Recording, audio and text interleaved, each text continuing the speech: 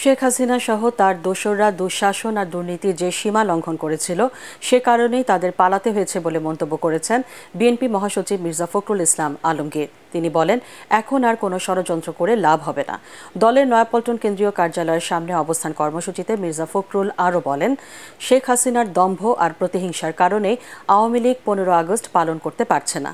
ভারতে বসে হিন্দু সম্প্রদায়কে ঢাল বানিয়ে আবারও দেশকে অস্থিতিশীল করার ষড়যন্ত্র করছে বলে অভিযোগ করেন বিএনপি মহাসচিব। ঐক্যবদ্ধ থেকে আওয়ামী লীগের সব চক্রান্ত নস্যাৎ করে দেশের স্বাধীনতা ও সার্বভৌমত্ব রক্ষার কথা বলেন মির্জা ফখরুল।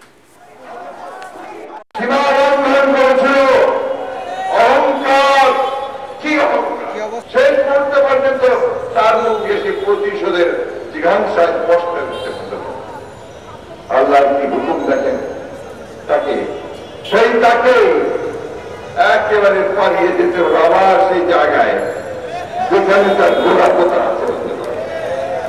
বন্ধুগণ, আমি সেই জন্যই বলছি আওয়ামী লীগের যে এখনো সময় আছে।